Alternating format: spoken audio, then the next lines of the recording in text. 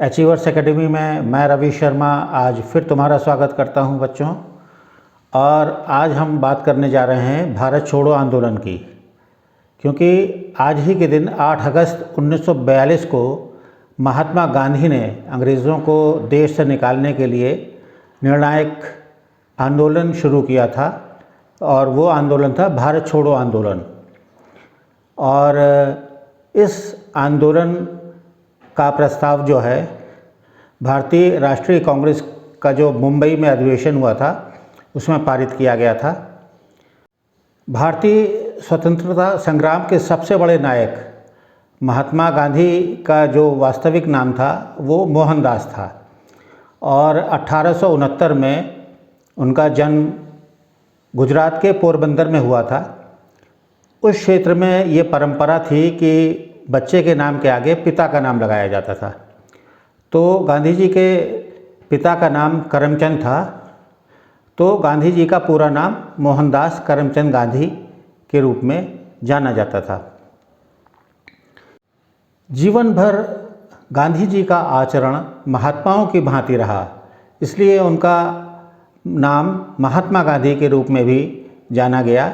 और चूँकि उन्होंने अपना पूरा जीवन ही देश के लिए समर्पित कर दिया और उनका देश के प्रति अतुलनीय योगदान रहा, तो उनको राष्ट्रपिता की उपाधि भी दी गई, यानी उनको राष्ट्रपिता महात्मा गांधी के रूप में जाना गया।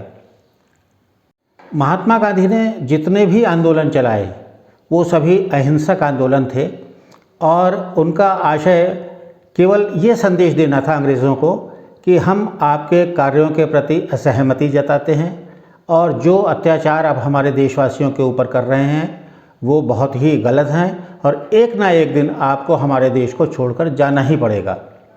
और महात्मा गांधी ने भारत छोड़ो आंदोलन का जो आह्वान किया, उस वक्त जनता अंग्रेज़ों के अत्याचारों से इतनी आजिज़ आ चुकी थी कि उन्होंने सारे रेलवे स्टेशनों, टेलीफोन के कार्यालयों, सरकारी भवनों और अंग्रेज़ों के कार्यालयों में जमकर तोड़फोड़ की।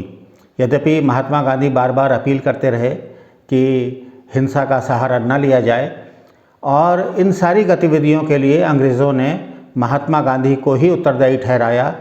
और इसके अगले दिन जो भारत छोड़ो आंदोलन जो आह्वान किया गया था 8 अगस्त को, उसके अगले दिन 9 अगस्त को गांधी जी को गिरफ्तार करके पुणे में एक आगा खान पैलेस है वहाँ पर कैद कर दिया गया, और जितने भी प्रोमिनेंट राजनेता थे उन सबको गिरफ्तार करने के बाद कांग्रेस को प्रतिबंधित कर दिया गया। यहाँ तक कि इस आंदोलन को कुचलने के लिए सेना तक को बुलाना पड़ा। इसी आंदोलन की अंतिम परिणति ये रही कि इसके ठीक 5 साल बाद अंग्रेज़ों को हमारे देश को छोड़कर जाना ही पड़ा, और 15 अगस्त 1947 की वो ऐतिहासिक तिथि आई जब हम स्वतंत्र हो गए। और यहाँ मैं तुम्हें गांधी जी के एक अन्य पहलुओं के बारे में भी थोड़ी जानकारी दे दूँ। गांधी जी ने 1888 में वकालत पढ़ने के लिए गांधी जी ब्रिटेन गए थे, और 3 साल बाद 1891 में वकालत बैरिस्ट्री की डिग्री लेकर वो वापस स्वदेश लौट कर आए। इसके 2 साल बाद उनको पुनः एक केस के सिलसिले में दक्षिण अफ्रीका जाना पड़ा। तो जब वो वहाँ पे दक्षिण अफ्रीका गए तो वहाँ उन्होंने जो भारतीय नागरिकों के साथ जो जातीय भेदभाव, रेशियल डिस्क्रिमिनेशन, काले गोरों के बीच जो भेदभाव था वो देखा, तो उनका मन बहुत व्यथित हो उठा, और उसी समय उन्होंने भारतीय नागरिकों के अधिकारों के लिए सत्याग्रह शुरू किया।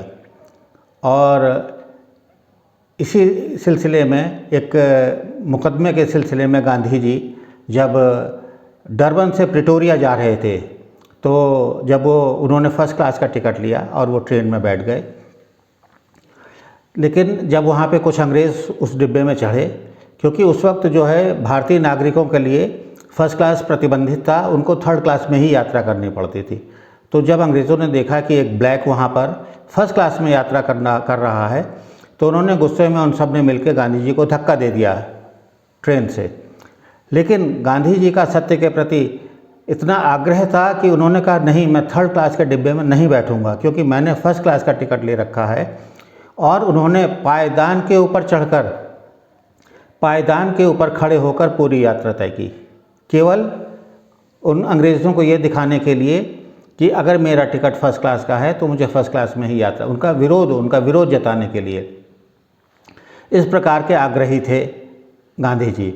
और इसी सिलसिले में एक मुझे उदाहरण, एक उनकी कहानी और याद आ रही है कि एक अन्य मामले में वो अपना ट्रेन में बैठकर जा रहे थे, तो एक अंग्रेज़ आया, उनके सामने बैठ गया और उसने गांधी जी को देख के पहले तो नाक भौं सिकोड़ी काफ़ी। उसके बाद गांधी जी जब टॉयलेट गए तो उसने उनका सारा सामान उठा के ट्रेन से बाहर फेंक दिया। अब गांधी जी जब लौट कर आए तो उन्होंने पूछा कि कहाँ है मेरा सामान? तो अंग्रेज़ ने बड़े व्यंग भरे लहजे में कहा कि आपका सामान हवा खाने बाहर गया है। गांधी जी को बहुत बुरा लगा, लेकिन क्या करते। इसके बाद जब वो अंग्रेज़ टॉयलेट गया तो गांधी जी ने उसका उठाकर सामान बाहर फेंक दिया। अंग्रेज़ जब लौट कर आया, उसने पूछा वेयर इज़ माय लगेज? तो गांधी जी ने जवाब दिया कि आपका सामान मेरे सामान को लेने के लिए बाहर गया हुआ है। इस प्रकार की चीज़ें वो गांधी जी करते थे। इसमें थोड़ी विनोदप्रियता भी आपको दिखाई पड़ी होगी। इसके अलावा केवल एक अंग्रेज़ को ये सबक सिखाने के लिए कि यदि तुमने मेरा सामान फेंका है तो मैं भी तुम्हारा सामान फेंक सकता हूँ, इस तरह की चीज़ें वो करते थे। और दक्षिण अफ्रीका में तमाम प्रतिबंध भारतीय नागरिकों के ऊपर थे, जैसे बड़े होटलों में उनके लिए प्रतिबंध था। और एक मुकदमे के सिलसिले में गांधी जी जब एक कोर्ट में पेश हुए तो कोर्ट में जब जिरह करने के लिए गए तो वहाँ जज ने गांधी जी से कहा कि आप अपनी टोपी उतारिए, लेकिन गांधी जी ने अपनी पगड़ी उतारी है, तो गांधी जी ने पगड़ी उतारने से मना कर दिया, स्पष्ट मना कर दिया और कहा कि ये तो हमारी वेशभूषा में शामिल है। मतलब इस प्रकार के वो आग्रही थे। और तुम्हें बच्चों ये तो सब जानते ही हो कि 2 अक्टूबर को गांधी जयंती के रूप में पूरा देश उनका जन्मदिन मनाता है। और शायद तुम्हें ये ना पता हो कि पूरा विश्व 2 अक्टूबर को अंतर्राष्ट्रीय अहिंसा दिवस के रूप में उनके जन्मदिन को मनाता है। यानी पूरे विश्व को जो सत्य और अहिंसा का जो संदेश गांधी जी ने पूरे विश्व को दिया था, वो उसको कितनी मान्यता पूरा विश्व प्रदान करता है। तो मैं समझता हूँ कि जो संदेश गांधी जी ने दिया होगा उसको तुम अपने जीवन में आचरण करोगे।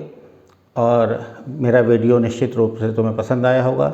इसको सब्सक्राइब करो, लाइक करो और अपने दोस्तों के बीच शेयर करो। धन्यवाद।